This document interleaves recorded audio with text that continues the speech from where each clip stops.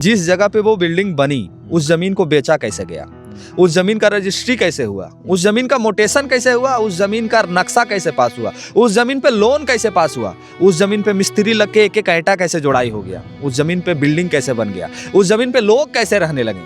सवाल ये है, आम अधिकारियों पदाधिकारियों पे एफआईआर होना चाहिए, इनको कोर्ट घसीटना चाहिए और इनके भी बने मकानों पे बुलडोजर चलाना चाहिए, ताकि जो दर्द हमारे आदिवासी समाज के लोग को झेलना पड़ रहा है, आज वो बच्चे लाचार हैं इस ठंड में बाहर रहने को, वो दर्द इनको भी झेलना पड़े। इनका पूरा संपत्ति जब्त कर लेना चाहिए और इनको जेल में डाल देना चाहिए कि आपका नाजायज कुछ पैसों के कारण आज ये व्यक्ति, इस परिवार का पूरा जिंदगी बर्बाद हो गया है। तो ऐसे तमाम अधिकारियों पे कार्रवाई होनी चाहिए जो ऐसे प्रकरण में संलिप्त होते हैं। जब झारखंड राज्य का मुख्यमंत्री जेल जा सकता है तो ये आईएएस आईपीएस ये अधिकारी कौन खेत के मूली है महेशदा।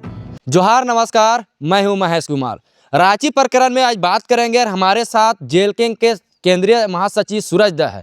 जानेंगे कि जिस तरह से डीआईजी ग्राउंड में अवैध कह के जिस तरह से बिल्डिंगों को तोड़ा जा रहा है, बुलडोजर चलाया जा रहा है, इस मुद्दे पर आज बात करेंगे। और वहाँ पे इस मामले को लेकर आदिवासी नेत्री निशा भगत वहाँ जाती है और वहाँ पे विरोध प्रदर्शन करती है, रुकवाने का काम करती है कि अवैध कह के जिस तरह से तोड़ा जा रहा है इसको नहीं तोड़ा जा। इसी मुद्दे को लेकर वहाँ विरोध प्रदर्शन करने के लिए जाती है। लेकिन सबसे बड़ा मुद्दा है कि निशा भगत को वहाँ के एक पुलिसकर्मी जो है थप्पड़ दाड़ देती है। इसी मामले को लेकर सूरज दा से जाने का प्रयास करते हैं। जोहार दादा। जोहार जोहार दादा, जिस तरह से डीआईजी ग्राउंड में अवैध कह के तोड़ा जा रहा है बिल्डिंगों को, निशा भगत वहाँ जाती है और वहाँ विरोध प्रदर्शन करती है, उस पर थप्पड़ मारा जाता है, इस पर क्या कुछ कहना है? देखिए, निशा भगत जी जिस माध्यम से, जिस कारण से वहाँ पे डीआईजी ग्राउंड में वो पहुँची, उनका मकसद था कि वो जो मकानें तोड़ी जा रही हैं वो क्यों तोड़ी जा रही हैं। और कुछ लोग ये कह रहे हैं कि वो नेम फेम या फिर कुछ भी पाने के लिए वहाँ पहुँचे हैं और उनको उनके ही समाज के लोग ट्रोल कर रहे हैं। दूसरा समाज के लोग ट्रोल नहीं कर रहे हैं, उनके ही समाज के लोग उनको क्या क्या नहीं बोल रहे हैं। तो हमें ये नहीं समझ में आ रहा है कि ये लोग कौन लोग हैं जो झारखंडियत को नहीं समझ रहे हैं, जो झारखंडी को नहीं समझ रहे हैं। मेरा व्यक्तिगत बहुत मेरा वैचारिक लड़ाई है, व्यक्तिगत लड़ाई है, हमारे पार्टी से लड़ाई है, बहुत कुछ है हमारा। लेकिन एक झारखंडी जनमानस होने के नाते तकलीफ तो सबको है कि भाई कि एक आदिवासी समाज का घर तोड़ा जा रहा है। कुछ लोग ये दिखाने का प्रयास कर रहे हैं कि उस घर में क्रिश्चियन का वो लोगो लगा हुआ है, ईसा मसीह का जो लोगो होता है वो लोगो लगा हुआ है, इसलिए तोड़ा जा रहा है और सरना वाले लोग खुश हैं। एक बात हम आपको दिखा रहे हैं, एक फोटो कोई पोस्ट किया था सोशल मीडिया पे, मेरी नज़र गई थी, उसमें क्रॉस करके ये दिखाया गया है कि जो डीआईजी ग्राउंड में जो मकान तोड़ा गया है वो मकान क्रिश्चियन का है और वहाँ पे लोगो लगा हुआ है क्रिश्चियन वाला। तो हमें एक बात बताइए, निशा भगत तो सबसे बड़का विरोधी है आज के समय में, है कि नहीं है ना? क्रिश्चियन समाज का जो धर्मांतरित लोग हैं उसका सबसे बड़ा अगर कोई विरोधी अभी खुल के अगर कोई बात को बोल रहा है तो कौन बोल रहा है? निशा भगत। लेकिन उसके बावजूद उस घर को टूटने से बचाने के लिए वो वहां पहुंची। इससे साफ ये प्रतीत होता है कि एक आदिवासियत का जो संबंध है, निश्चित तौर पे वो धर्म परिवर्तन करके दूसरे समाज में चले गए हैं, दूसरे धर्म को अपना लिए हैं, लेकिन उनका समाज, उनका पुरखा, उनके पिता, उनके दादा निश्चित तौर पे भी आज वही है। उनका जात, उनका कॉलम आज भी वही है, उनका जो अधिकार है आज भी वही है। तो ये दर्द है निशा भगत को। ठीक है, नेम पाने के लिए, फेम पाने के लिए ही पहुंची, मान लिए हम, लेकिन उनके साथ जो व्यवहार किया गया, भरे मंच में उनके साथ कपड़ा खींचा गया, उनको थप्पड़ जड़ा गया, ये कहीं ना कहीं झारखंडियत को शर्मसार करने वाला चीज़ है। ऐसा व्यवहार किसी भी महिला के साथ नहीं। ठीक है, हमको बहुत गाली दी है, हमारे पार्टी के लोगों को भी बहुत गाली दी है, इसका ये मतलब नहीं है कि किसी के साथ में गलत व्यवहार हो जाए। हम कभी इसके पक्षधर नहीं रहे हैं। आप आलोचना, अगर आप गलत हैं तो आपकी आलोचना भी करेंगे, आप अगर अच्छे काम करते हैं तो उसकी सराहना भी करेंगे। मेरा ये हमेशा से रहा है कि हम पक्षपात होकर किसी के ऊपर कटाक्ष नहीं किए हैं। तो मेरा व्यक्तिगत संबंध खराब हो सकता है, दादा एक सवाल है, पूरी बात सुनिए, वैचारिक संबंध खराब हो सकता है, लेकिन झारखंडियत के मुद्दे पे हमेशा हम हर वो झारखंडी के साथ खड़ा होंगे, आदिवासियत के मुद्दे पे हर आदिवासी समाज के साथ हम खड़ा होंगे, उनके लिए आवाज को बुलंद करेंगे। हम कोनो मुख्यमंत्री नहीं ना महेशदा, हम कोनो प्रधानमंत्री नहीं ना, हम एक आम छोटा सा एक लड़का है जो अपनी बात को मीडिया में रख देते हैं। अगर इस मीडिया के माध्यम से, इस बात के माध्यम से अगर किसी को मदद होता है, किसी का आवाज उठ जाता है, तो हमरा कौन चीज आता है? हम तो आवाज उठाएंगे। तो उनके साथ जो व्यवहार किया गया निश्चित तौर पे ये गलत है, हम इसको अच्छा नहीं मानते हैं, लेकिन उनका वहां पहुंचना और आदिवासी समाज के लोगों को उनको ट्रोल करना, ये दुखद है। ये हमें समझ में नहीं आया कि अपने ही वो तो आदिवासी समाज के सरना धर्म को मैंने कट्टर सरना जिसको कहते हैं, और आदिवासी का घर टूट रहा, ईसाई का घर टूट रहा था, उसको बचाने के लिए पहुंची थी और उसका लोग ट्रोल कर रहे हैं, मजा ले रहे हैं। ये दुर्भाग्यपूर्ण है, ये हमें समझ में नहीं आया। हालांकि उनके साथ जो व्यवहार किया गया है वो लड़ने वाली है, वो छोड़ेगी नहीं।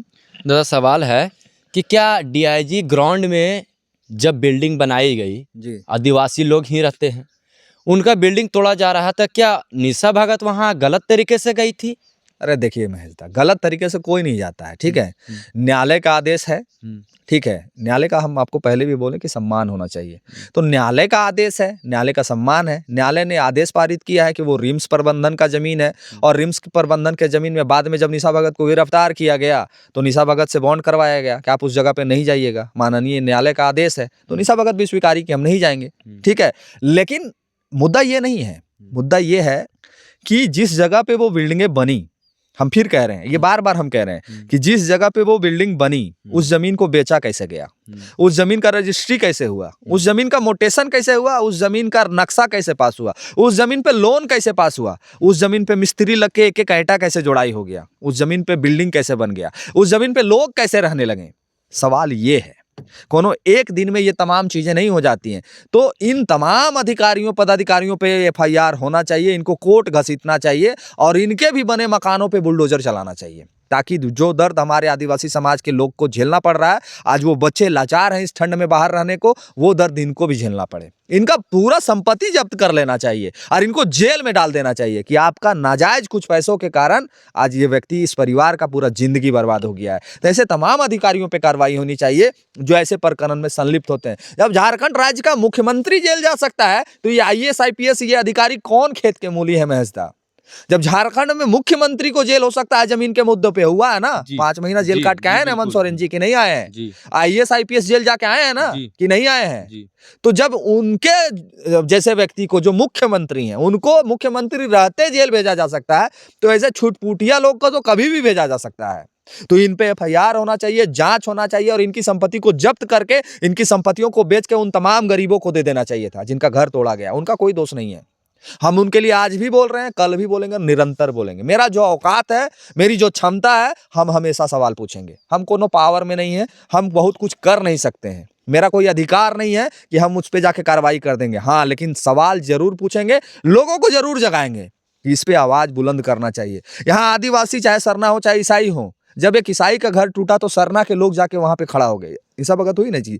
तो इस लड़ाई में आदिवासी सरना नहीं करना चाहिए, इस लड़ाई में आदिवासी कुर्मी मूलवासी दुनिया जहां नहीं करना चाहिए। इस लड़ाई में झारखंडियत को प्रस्तुत करना चाहिए और झारखंडियत को मिलकर इस पे आवाज खड़ा करना चाहिए और आवाज इस तरह से बुलंद करना चाहिए कि वो तमाम अधिकारियों को जेल होना चाहिए और उनकी संपत्तियों को बेच के इन तमाम गरीबों को दे देना चाहिए। इस पे लड़ाई होना चाहिए और हम लोग इस पे प्लानिंग कर रहे हैं, हम लोग इस पे विचार कर रहे हैं कि हम लोग एक झारखंडी जनभावना को जोड़ेंगे, झारखंडियत को बुलाएंगे और इनके लिए न्यायालय में आवाज उठाएंगे, इनके लिए रोड में आवाज उठाएंगे, इनके लिए आंदोलन कर लेंगे, धरना प्रदर्शन करेंगे और इनको न्याय दिलाने में हर वो प्रयास करेंगे जो एक प्रयास किया जा सकता है। मानना, होना, नहीं होना वो हमारे अधिकार में नहीं है, लेकिन इसका ये भी मतलब नहीं है कि हम अपने कर्तव्यों से भटक जाएं। लड़ाई बहुत बड़ी है और ये एक जगह की लड़ाई नहीं है। ऐसा रांची में बहुत ऐसा जगह है जहां ने अधिकारी पदाधिकारी मिलके इन तमाम चीजों को अंजाम तक पहुंचाया गया। उन तमाम अधिकारियों को घर भी टूटना चाहिए, तभी लोगों में डर जाएगा और आने वाले समय में ऐसी चीजें आपको देखने को नहीं मिलेगा। सरकारी संपत्ति को अपना प्राइवेट संपत्ति बना के लोग नहीं बेचेंगे। ये डर जब तक नहीं होगा तब तक आप ऐसी घटनाओं को देखते रहेंगे। डर होना चाहिए लोगों के अंदर में कि अगर हम गलत काम करने जा रहे हैं तो हमारे साथ भी गलत होगा। उनकी कोई गलती नहीं है, उनको अधिकार मिलना चाहिए।